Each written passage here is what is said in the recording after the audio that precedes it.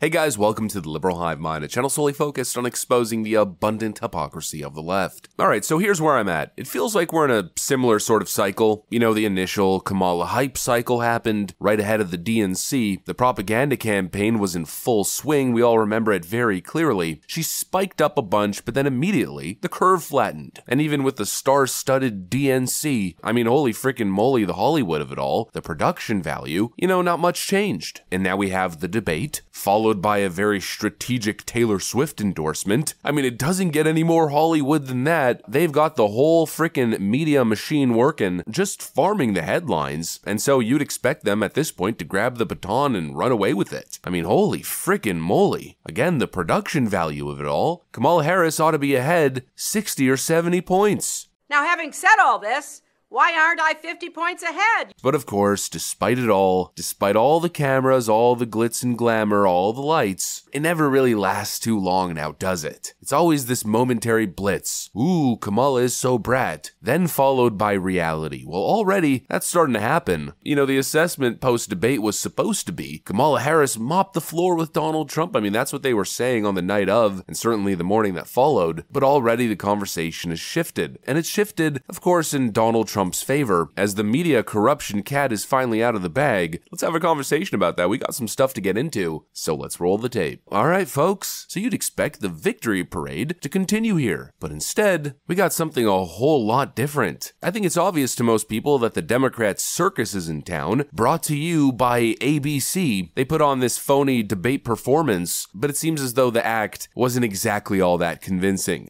The average household is paying for the same basket of goods and services, on average about $1,000 more per month compared to January of 2021, that we've turned the page on inflation. But American families aren't feeling that, to the point where the Vice President didn't even directly answer the question in the debate. Do you believe that Americans feel they're better off than 4 years ago? But here's a fact.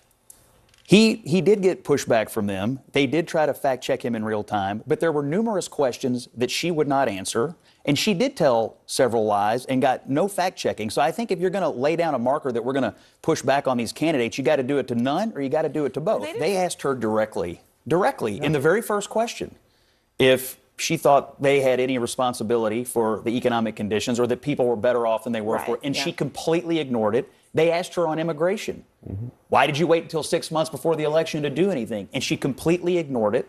And so fact-checking and Barb's aside, those are the two most important issues in the election. They asked her, she completely ignored them, and they spent all their time going after Trump and didn't follow up on any of that. I thought it was ridiculous. Already people are poking holes in this idea that Kamala Harris performed so admirably at the debate. And once again, people are hungry for more substance, it feels like. But of course, the tone-deaf Kamala campaign is on a completely different trip. Kamala Harris's intern writes, 2 nights ago, Donald Trump and I had our first debate. We owe it to the voters to have another debate. They're acting confident, as if they won and they want another one. They want to get in there. Now all of a sudden they're so cocky and ready to go, even though they've spent the last 6 months trying to avoid debates, both Biden and Kamala. Oh, they're ready to rock and roll. But everyone's seeing through this charade, and it feels like a lot of people are siding with Trump. Why participate in this nonsense? A 3 versus 1 debate that's totally rigged in the favor of one candidate. It's not just a couple journalists, it's not just Scott Jennings on CNN. No, even the Commission of Presidential Debates co-chair is flabbergasted over the entire affair.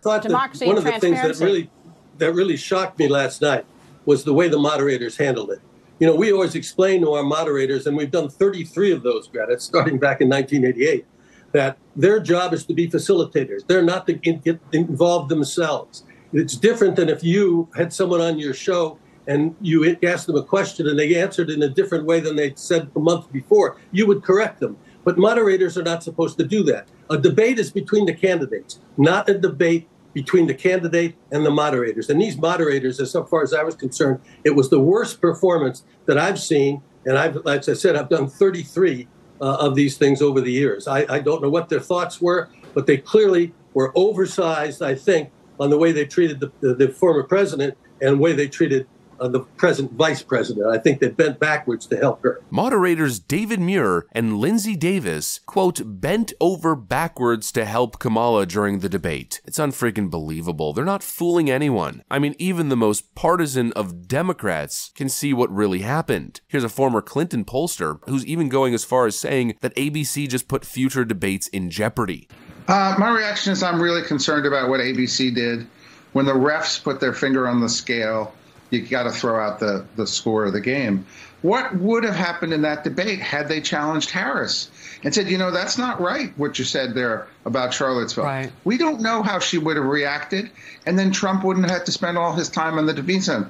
I think they did a real disservice to the voters of America when they did that, and they put in jeopardy the institutions of debate. Of course they did. You know, again, this whole process, the way I see it, is you got Donald Trump, who wants to act in good faith. He wants to show up, debate, a battle of the ideas, and he's not even necessarily the greatest debater, but he's still willing to participate in the exercise. And the other side is the complete antithesis of that. It's all bad faith. In 2016, they got caught leaking the questions to Hillary Clinton. I mean, holy frickin' moly. And this time, they probably did the same thing with the few questions that they did ask Kamala. Little softball, t-ball questions. And as rightly outlined by the White House press journalist from the initial clip that I played for you guys, you know, even the questions they had for Kamala, I guess they weren't even necessarily expecting a response. They gave her the questions in advance and said, look, this is what we're going to give you, but feel free to not even really answer the question. We'll just say thank you, Madam Vice President, after everything you say. It literally doesn't matter. The writing's on the frickin' wall. Everybody can see it. The Kamala campaign wanted the conversation to be that, oh, it's over. She survived the debate. But there's no way that's an acceptable standard for most people, and especially most people with their freaking heads screwed on straight. People wanted to see more, but instead what they saw was weakness, corruption, cowardice, a refusal to get into any actual details. She didn't answer the questions lobbed to her by the moderators, and she never even actually addressed any of the points that Donald Trump made in the debate either. Trump would hammer her, call her a liar, debunk her in real time on stage, and her response was always some pre-rehearsed word salad nonsense. The people freaking get it, and I think we're repeating recent history here. You know, the left so badly wants to turn this into another Kamala bump, but it's really going to be a Kamala pimple. Just a little bump that I think is going to be quite short-lived. Kamala's so brat can only carry for so long. At some point, people are going to be having the real conversation, just like they did previously. Oh, Kamala's so brat was cool for a week, and then people are like, wait, what does she actually stand for? What are her policies? The debate comes in, oh, she really looked tough up there. That's a great initial reaction, but now people have to think, well, what did she promise us? What did she say? She just repeated $50,000 tax credit for small businesses over and over again. That's not a real economic policy. That's more phony Democrat vote grabbing. Just like you saw with student debt relief and stimulus payments. Vote for us and we'll give you a check. Vote for us and we'll cancel your loans. It's always an empty promise and no actual substance. But of course, that's nothing new. Anyways, that's what I got for you guys on this one. Hopefully you enjoyed the video. If you did, make sure to leave a like and possibly subscribe. Thanks for watching, and I'll see you on the next one.